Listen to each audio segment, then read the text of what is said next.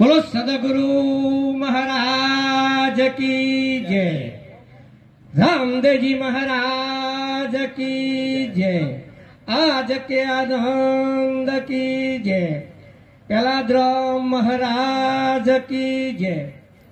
આજનો પવિત્ર પાવન પ્રસંગ ઓગણજ ગામ આજે અમારા ભક્તરાજ મહેશ ગુજરાતની અંદર એમનું નામ ગાજી રહ્યું છે એવા મહેશ યોગીરાજ આજ એમના પિતાશ્રી નિર્વાણ તિથિ નિમિત્તે આજ ભજન સત્સંગ રાખ્યો, ધન્યવાદ કહેવાય। શરૂઆતથી જ આજે બધું ટ્યાબા સુધી પીડ્યું છે, નેચર રીતે ટ્યાબો હતા ટ્યાબા સુધી પીડ્યું છે એવો સત્સંગને આજ આનંદ આવ્યો છે। ધન્યવાદ। કરોડો રૂપિયા જેના માત પિતાના કરોડો રૂપિયા હોય છે પણ માતા પિતાનો વૃદ્ધાશ્રમ મેળ્યા આવે છે પણ આવું ભજન કરતા નહીં, વૃદ્ધાશ્રમમાં મરી જાય છે। કરોડોપતિનો મા બાપ વૃદ્ધાશ્રમમાં મરી જાય છે અને આ ધન્યવાદ કહેવાય। કોટે કોટે એમને હું વંદન કરું છું બાપ, કારણ કે એમને આ ભજનનો યોગ રાખી ગામના સંતો, ગામના પેલાદરામ મહારાજ, અમારા ગોવિંદરામ મહારાજ, અમૃતરામ મહારાજ, પિંડારા નિવાસી અમારા મગધરામ મહારાજ તથા સગા સંબંધી તેડાઈ રાજ ભજન સરસ ચાલાઈ ગયો। કારણ કે છે મનુષ્ય મળવો દુર્લભ છે, મનુષ્ય મળવો દુર્લભ છે।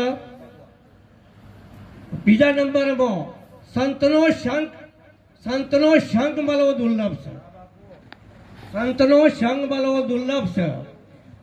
ત્રીજા નંબરમાં ગુરુનું શરણું મળવું દુર્લભ છે। જ્યારે ગુરુનું શરણું મળી જાય એનો બેડો પાર થઈ જાય। કારણ કે એક શેઠ હતા અને શેઠ હતા તે કરોડપતિ અબજોપતિ અને એમનો એકનો એક દીકરો। હવે એકનો એક દીકરો 24 કલાક મોબાઈલના અંદર મોબાઈલનો આવનો રોગ લાગેલો, મોબાઈલનો રોગ લાગેલો। હવે ખાય નહીં પીવા નહીં 24 કલાક મોબાઈલ જોજો કર્યો એટલે ખાવા પીવાનું શરીર આવી રહ્યું એટલે બધા બીજા માણસો કહેવા માંડે શેઠ તમારા દીકરાને મરી જશે, દવાખાને લઈ જાઓ। તો શેઠ કહેતા લઈ જાઉં। જનરલ હોસ્પિટલ હતું એમાં દાખલ કર્યા, દાખલ કરીને એમના રિપોર્ટો કઢાય પણ રિપોર્ટોમાં કોઈ દુઃખ આવ્યું નહીં, કારણ કે એમને મોબાઈલનો રોગ લાગ્યો। એટલે કે ભાઈ તને શું થાય? ડૉક્ટર સાહેબે પૂછ્યું એટલે કે ભાઈ તને શું થાય છે? કે મને મોબાઈલનો રોગ છે, બીજો મને દુઃખ નથી। ડૉક્ટર સાહેબ છૂટી પડ્યા કે આમાં મારો કોઈ ઈલાજ નહીં ચાલે, હું આમાં કોઈ ઈલાજ કરી નહીં શકું। પછી ડૉક્ટર સાહેબ છૂટી પડ્યા એટલે નીકળી ગયા એટલે રસ્તામાં શેઠ લઈ એમના દીકરા લઈને જતા હતા અને એક ભાઈ મળ્યા કે ભાઈ શેઠ તમે ક્યાં ગયા? કે દવાખાનામાં મારા દીકરાનું દુઃખ થશે એટલે હું દવાખાના લઈ ગયો। ડૉક્ટર સાહેબ છૂટી પડ્યા તો કે એમ કરો ફલોના ગામની અંદર એક ભુવાજી છે તે ભુવાજી ફોહણ લઈ જાઓ। આ તો શેઠ તો ભુવાજી ફોહણ લઈ ગયા। ભુવાજી એમને જે ઈલાજ કરવો તો એ કર્યો, જો દોણા જોયા, જે ઈલાજ કરવો તો કર્યો પણ કોઈ ભેટ ફર્યો નહીં। બુવાજીએ પૂછ્યું કે કોઈ બંધાતું જ નહીં, કોઈ દુઃખ જ બંધાતું નહીં, પાછો બાબુ દોયડો કેવી રીતે પહોંચવું? એટલે એ છૂટી પડ્યા। હવે કે કરવું શું? એમ કરતા કરતા નીકળી ગયા। રસ્તામાં એક ભગત મળ્યા। ભગતે કીધું કે કડારુડા જેવું ગામ છે અને તો બચુરામ મહારાજ ભોગીરામ આશ્રમ છે, આશ્રમની અંદર બચુરામ મહારાજ છે, ત્યાં તમે લઈ જાઓ તો તમને એમ કે આ રોગ મટાડશે। આ તો છેક તો લઈને જ્યાં એટલે એવાને તો છોકરો જઈને જ બોલ્યો કે બાપુ મોબાઈલ સિવાય તમે મને બીજું જે કહેશો હું કરવા તૈયાર છું, પણ મોબાઈલ મારાથી આ મોબાઈલ છૂટે એવો નથી।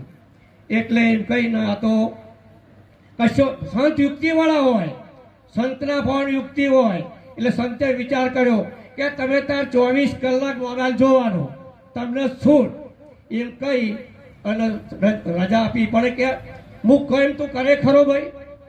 તો છોકરો કે હા, મારા વચનનું પાલન કરે કે વચનનું પાલન કરે તો કે એમ કરવાનું, તારે મોબાઈલમાં ખરાબ જોવાનું નહીં, ખરાબ બોલવાનું નહીં અને ખરાબ સાંભળવાનું નહીં, સાચું બોલવાનું.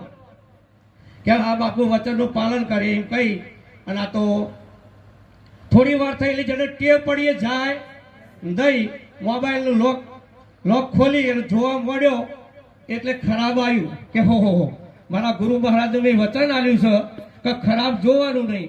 જો ખરાબ જોઈએ તો ખરાબ સાંભળવું પડશે અને ખરાબ સાંભળે તો ખરાબ બોલવું પડશે. એટલે સત્ય બોલવાનું કીધું છે. એટલે મોબાઈલ 10 પેકર મોબાઈલ મૂકાઈ ગયો, મૂકી દીધો, મૂકી દઈ અને ચરણોમાં નમી પડ્યો કે બાપુ આજથી મોબાઈલ જોવાનું બંધ, આજથી કે હું મોબાઈલ જોઈએ નહીં. એટલે આર્યો આપણો મોબાઈલ છે.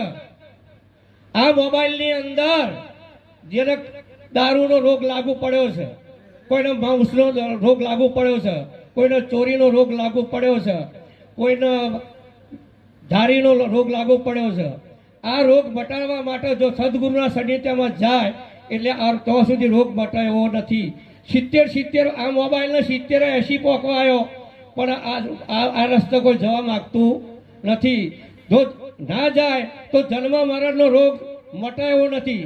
પહેલા જો તમે આખી જગત કહેતું હોય કે એ જતા રહેશે. દાખલા તરીકે હાફ હોય અને હાફ કોસરી ઉતારી નાખે પણ હાફને કોઈ અસર થતી નથી.